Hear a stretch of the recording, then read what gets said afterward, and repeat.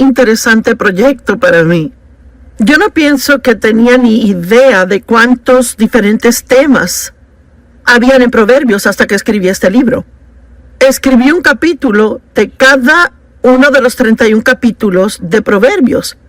Y pienso que Proverbios literalmente cubre cada área de la vida. Y si lo estudiamos, y por favor note que dije estudien, no solo lean, si lo estudiamos y realmente entramos en la profundidad de ello, pienso que cualquiera que aplica los principios y proverbios a su vida tendría una maravillosa, asombrosa vida. Y hoy quiero hablarles de algunos de los temas específicos en Proverbios. Hay demasiados temas de que hablar en un solo programa, pero, por ejemplo, Proverbios capítulo 3, versos del 1 al 4, dice: Mi hijo, no olvides mi ley o mi enseñanza, sino deja que tu corazón guarde mis mandamientos. Pues largura de días y años de una vida que vale la pena ser vivida. Observen, no solo una vida, sino una vida digna de vivirse. Y tranquilidad interna y externa, y continua a través de la ancianidad y hasta la muerte, estas serán añadidas a ti. Es asombroso. Y no dejes que la misericordia y la bondad, que bloquean el odio y el egoísmo, y la verdad, la cual bloquea toda hipocresía deliberada o falsedad, se aparten de ti. Y Él nos dice aquí que si nosotros operamos en las cosas correctas, las incorrectas no tendrán lugar para entrar en nuestra vida. Y pienso que muchas veces lo manejamos mal. Tratamos de no hacer algo mal y deberíamos enfocarnos más en hacer lo correcto y ver que no habría lugar para que lo incorrecto se meta. Y Él dijo: sé misericordioso, sé amable, y te guardará de ser egoísta. Camina en la verdad y no tendrás que preocuparte por la hipocresía. No te apartes de ellas, átalas alrededor de tu cuello, escríbelas en la tabla de tu corazón. Y así, aquí está la promesa, y así hallarás favor, buen entendimiento y alta estima en los ojos de Dios y los hombres. Amo eso. Hablemos de misericordia. La Biblia dice que la misericordia triunfa sobre el juicio. ¿Y sabe qué es que vea? Hay tanto juicio en el mundo y crítica en el mundo hoy. Es que es abrumador cómo muchas personas tienen una opinión. Y claro, con la llegada de Facebook y el Internet, todos pueden expresar su opinión acerca de todos. ¿Y qué de la misericordia? Usted sabe, cuando uno comete un error, ¿quiere misericordia o quiere juicio? Bueno, si otorgamos misericordia, la recibiremos. La misericordia es uno de los principios y proverbios que, si uno realmente quiere tener una gran vida, tiene que aprender a ser misericordioso con otros. Y uno podría decir, bueno, no lo merecen. Claro que no. Nadie puede merecer misericordia. Si la merece, no es misericordia. Porque misericordia es mostrar bondad a alguien que no la merece. Es una de las principales cualidades del carácter de Dios. Dios es misericordioso. La misericordia es necesaria si vamos a caminar en el perdón. Uno no puede realmente perdonar si uno no muestra misericordia.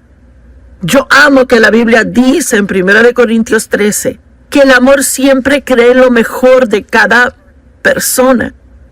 Y tenemos tantas oportunidades donde podemos juzgar a alguien o podemos decidir creer lo mejor y ser misericordiosos. El hecho es que yo me imagino que muchos que nos ven ahora mismo, esto les cae como anillo al dedo porque están enojados con alguien, quizás le hicieron mal. Yo no digo que uno otorga misericordia porque alguien no esté mal. Uno la otorga cuando la gente está mal, cuando cometen errores. Pero sabe, no siempre se sabe lo que pasa en la vida de otra persona. Así que debemos ser como Dios y ser misericordiosos a otros. Y sí hay un tiempo para corregir, pero hay también un tiempo de misericordia. Yo no pienso que tenemos problemas con la corrección, ¿verdad? Pienso que la misericordia es la que nos molesta. La falta de perdón es un terrible problema en el mundo hoy. Y es un terrible problema en nuestras vidas. Y roba nuestra paz y nuestro gozo. Impide respuestas al orar.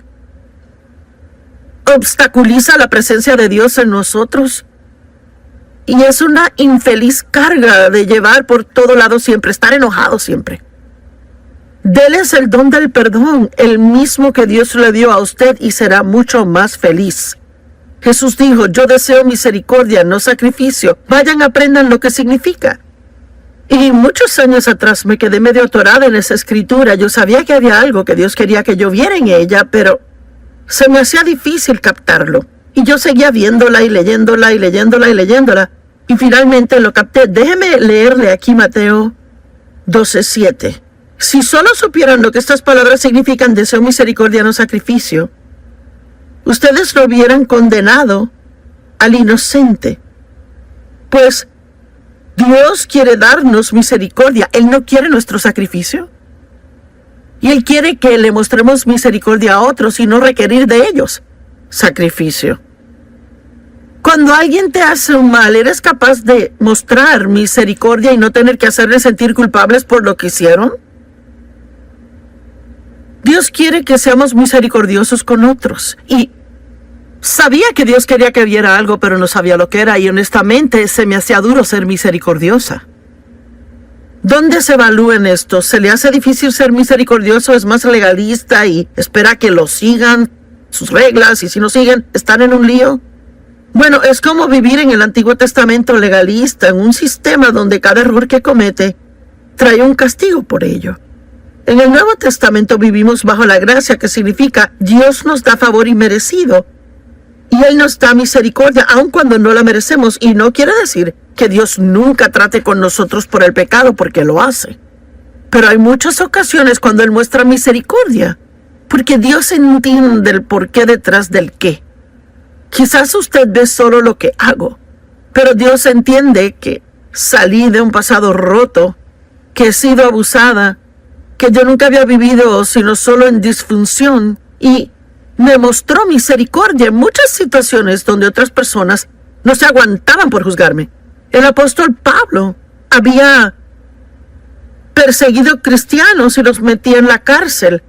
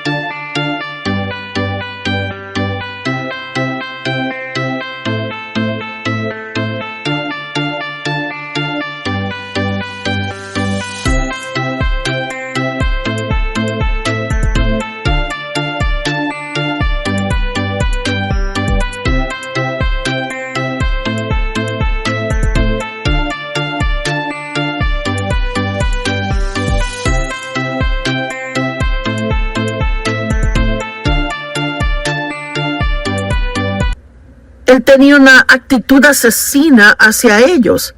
Él se regocijó al apedrear a Esteban. Aún así, en el camino a Damasco, sin pedirlo, Pablo no lo pidió. Dios le mostró misericordia y Él lo visitó de tal manera que Pablo supo que era Dios y recibió la salvación y llegó a ser uno de los mayores apóstoles y escribió 2/3 partes del Nuevo Testamento. Y Pablo dijo: Dios me mostró misericordia, pues aunque fui un blasfemo y un perseguidor y un violento, me fue mostrada misericordia porque actué en ignorancia e incredulidad. Y Pablo realmente era un hombre muy religioso, un fariseo, altamente educado. Y él pensó que estaba haciendo lo correcto porque él aún no creía en el Mesías. Así que Dios le mostró misericordia, porque él sabía que el corazón de Pablo era recto, aunque sus acciones estaban mal. Imagine eso. Alguien podría estar hiriéndole y su corazón estar bien, aunque sus acciones le estén hiriendo. A veces alguien puede que esté teniendo problemas en su vida, así que se malhumoran con uno, pero ni siquiera realmente se dan cuenta que lo hacen. Así que debemos ser más como el Señor y mostrar a otros más misericordia. Vea, lo que Dios trataba de enseñarme era que yo no estaba recibiendo misericordia de Él. Cada vez que hacía algo mal, sentía que tenía que pagar por ello. Sí, yo era una cristiana del nuevo pacto que iba a la iglesia siempre, pero muchas de las cosas eran de mi pasado, porque con mi papá, si uno lo enojaba, uno pagaba por ello. En algún modo, manera o forma, él lo podría excluir o quitarle los privilegios o vociferar, desvariar, gritar, chillar, abofetear a uno, lo que fuera, pero nunca misericordia. Y yo no sabía cómo mostrar misericordia. Y lo que Dios tuvo que enseñarme fue que yo no sabía cómo recibir misericordia de Él. Así que no podía dar lo que no tenía. Mire, si es muy duro consigo mismo, y óigame, alguien necesita esto, si es muy duro consigo mismo, va a ser muy duro con otras personas también. Y Dios quiere que reciba misericordia de Él y dé misericordia a otras personas. La misericordia ve en otras personas sus necesidades y problemas y nos protege de ser totalmente egoístas y egocentristas. Piense profundamente. Nos haría a todos bien el sacar tiempo, cada día, aún un poquito de tiempo a diario, y meditar cómo sería el estar en algunas de estas condiciones. ¿Cómo sería para usted si usted estuviera en un hogar de ancianos y 10 años hubieran pasado y nadie jamás viniese a visitarle? ¿Sabe cuántas personas hay que son ancianos en hogares de ancianos que nadie jamás viene y los visita? Y si es una persona que dice, me siento solo, ¿por qué no probar ser voluntario en un asilo de ancianos, yendo de cuarto a cuarto y siendo de ánimo a ellos? Sabe, mientras más damos a otros, más bendiciones llegan a nuestra vida. ¿Cómo es que sería vivir en una nación subdesarrollada y tener que ver a sus hijos morir de hambre? Si realmente piensa en eso, querrá contribuir a misiones. ¿Cómo sería si fuera minusválida? ¿Cómo es realmente la vida para alguien en silla de ruedas que no tiene a nadie que le siente en la silla? Los empuje hasta llegar al baño, los saque de la silla de ruedas, los lleve al inodoro y de vuelta a la silla de ruedas y los lleve a donde vayan. ¿Sabe? Eso es una razón para darle gracias a Dios que puedo salir a la cama, ir al baño y regresar. Tenemos tantas bendiciones en nuestra vida y las tomamos por sentado. Y es que realmente no pensamos profundamente en cosas que deberíamos. ¿Cómo se sentiría nunca tener dinero para suplir su necesidad? ¿Cómo sería siempre sentir físicamente un dolor crónico?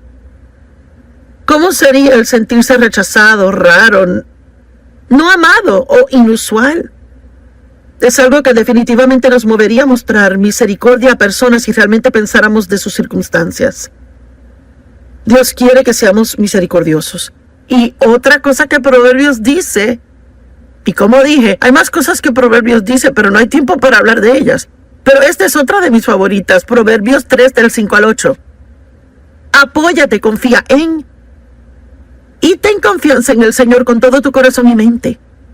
Y no dependas de tu propia intuición o entendimiento. En otras palabras, no malgastes tu tiempo tratando de figurar las cosas que solo Dios sabe la respuesta y que Él no quiere decírtela aún. En todos tus caminos reconócelo y Él dirigirá tus sendas. No seas sabio en tus propios ojos. Reverentemente teme y adora al Señor y apártate enteramente del mal. En otras palabras, y quiero ser directa, ni se le ocurra que es lo suficientemente listo para guiar su vida sin Dios. Pues será salud a tus nervios y tendones y tuétano y humedad a tus huesos. En otras palabras, mientras menos tratemos de razonar las cosas, más saludables vamos a ser. La mentalidad de la carne es sentido común y razonamiento sin el espíritu. Y podemos sentarnos y razonar, pensar, y finalmente producir algo, pero eso no quiere decir que concluimos lo correcto. Romanos 8:6 en la amplificada dice, y la mentalidad de la carne, que es sentido común y razonar sin el Espíritu Santo, es muerte. Significa que no le hará feliz, sino que le hará miserable. Pero la mentalidad del Espíritu es vida y paz, tanto ahora como para siempre. Está viviendo por lo que piensa sin perseguir por la sabiduría y el acuerdo con el Espíritu Santo. Pablo oró que la sabiduría surgiera e iluminara sus mentes para que tuvieran verdadera profundidad en su entendimiento. Y saben, Adán y Eva fueron guiados por el Espíritu al ser puestos en el jardín. Ellos no eran guiados por sus cuerpos, por su mente, por su voluntad o por sus emociones, sino por el Espíritu. Pero al escoger el pecado, todo fue volcado boca abajo. Y luego todos los elementos naturales, los 5 sentidos, dominaron. Y la voluntad de Dios fue echada al suelo.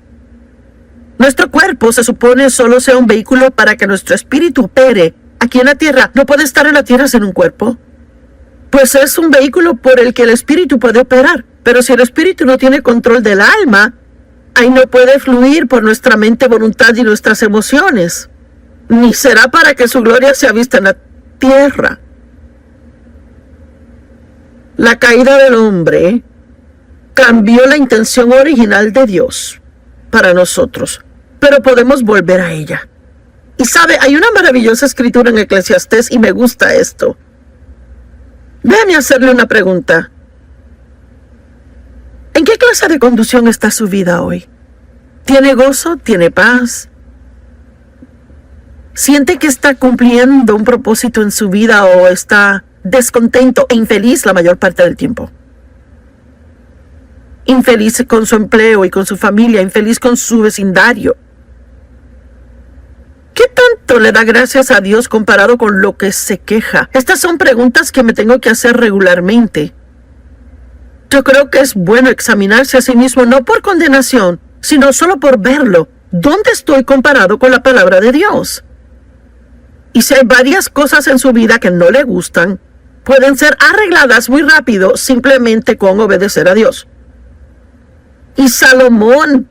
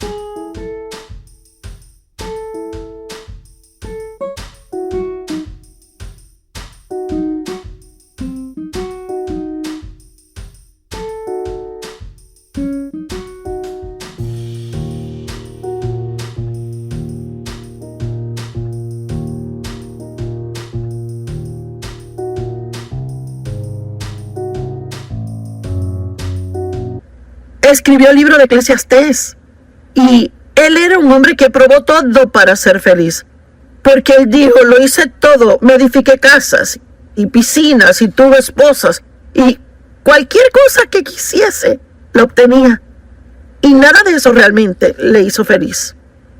Y en el capítulo 12, el último verso en Eclesiastés, y me gusta esto, en la amplificada, él dice, todo ha sido oído. El fin del asunto es esto. Teme a Dios, sé reverente y adórale sabiendo que Él es y guarda sus mandamientos. Pues esto es, y ahora sígame, este es el íntegro deber del hombre. El pleno y original propósito de su creación, fuimos creados para ser obedientes a Dios. El objeto de la providencia de Dios. La raíz de todo carácter. Vea, nuestro carácter piadoso es desarrollado a medida que hacemos lo que Dios quiere que hagamos, no solo lo que queremos hacer o lo que pensamos o sentimos. Es el fundamento de toda felicidad, el ajustarnos, y amo esto, el ajustarnos a todas las inarmónicas circunstancias y condiciones bajo el sol, y el íntegro deber del hombre. Y wow, él dice que cualquier cosa fuera de orden en nuestra vida debe ser corregida, obedecer a Dios, y que se transformará en lo que se supone que sea. No queremos vivir por razonamientos. Lo único que va a hacer es que seamos infelices. el razonamiento bloquea el discernimiento es uno de los principios fundamentales de Proverbios. Debemos ser más discernientes y vivir más por lo que sabemos internamente, lo que sabemos en el espíritu, en vez de lo que pensamos. Y es importante. Y yo pensaba ayer acerca de creer. Y sabe que si usted se acalla un poco, está quieto, apaga el cerebro por un minuto, podrá encontrar lo que cree. Quizás no sienta que Dios está conmigo. Y si me guío por ese sentir ahí, el diablo tomará ventaja de eso y yo pasaré una miseria de día y hasta puedo meterme en un problema si sigo dejando que pase. Y pensar que Dios no está conmigo y decir, me pregunto si me ha abandonado, he hecho algo malo, ¿verdad? ¿Está Dios enojado conmigo por algo? Pero si yo en un día en particular siento decir, Dios no está en este vecindario, todo lo que tengo que hacer es apagar mi cabeza por un minuto y decir, bueno, Joyce, ahora, ¿en qué realmente crees? Pues yo creo que Dios está conmigo todo el tiempo, que Él nunca me deja ni me desampara, que sus pensamientos de mí son más que los granos de arena en el mar. Eso es lo que creo. Yo creo que Dios me protegerá y me cuidará a mí. A veces queremos asustarnos o preocuparnos por todas las cosas que pasan en el mundo y me pegará el virus a mí y esto y aquello y lo otro. Pero no tenemos que preocuparnos por esas cosas si realmente creemos que Dios nos ama y que Él tiene un buen plan para nuestra vida y que sin importar lo que pase, Él va a cuidar de nosotros. Pero si nos ponemos a razonarlo todo, y vea, uno puede razonar hasta salirse de la fe, si se fía mucho en razonamientos. Puede controlar su mente, la Biblia dice, echando abajo imaginaciones y cada altiva y elevada cosa que se exalta así en contra del conocimiento de Dios. Así que deje de tratar de figurarlo todo. ¿Sabía usted de qué habla Proverbios muchísimo? Y digo mucho. Realmente mucho del adulterio. Y yo voy a dar un paso valiente por unos minutos y hablarles del adulterio. Y la fornicación va con eso también, que es sexo antes del matrimonio. Hoy en día, yo no sé, existe la más rara noción en el mundo, que uno debería irse a vivir juntos antes de casarse para ver si funciona. Bueno, esa puede ser la noción del mundo, pero no es lo que dice la palabra. Y usted sabe, no podemos hacer lo que sea popular en el mundo y poder realmente estar en la voluntad de Dios. Y es que hay mucha infidelidad de los matrimonios. Y si lee Proverbios capítulo 5 y Proverbios 7, mire, en la Biblia Proverbios habla mucho del adulterio. Y habla de cómo le robará su misma vida y que le ministrará solo muerte a usted. Así que lo que debe hacer es, si comienza a sentir una tentación, es huir de ella. Digamos que trabaja en una oficina y que es muy atractiva, es joven, mujer, pero tiene familia, esposo, hijos. Y yo no sé, quizás las cosas no le han ido bien entre usted y el esposo, o quizás él no le presta suficiente atención a usted, o lo que sea el caso. Así que ya está en desventaja porque está abierta a la tentación y Satanás sabe eso. Bueno, supongamos que un joven guapo en la oficina empieza a traerle café y una dona cada mañana. Y para ser honesta, para la segunda o tercera mañana, alarmas deben sonar y debería decir, esto no está bien. Pero entonces un día él se fija que usted como que no se ve bien y le pregunta qué anda mal. Y ha pasado un día duro con el marido y decide contárselo. Bueno, es el segundo error. Si tiene que hablar con alguien de sus problemas matrimoniales, no vaya a otro hombre soltero o hombre casado. Vaya a una mujer, una amiga o a una líder espiritual. Así que luego quizás le pide que vaya a almorzar para hablar de sus problemas y antes de saberlo está en un gran problema.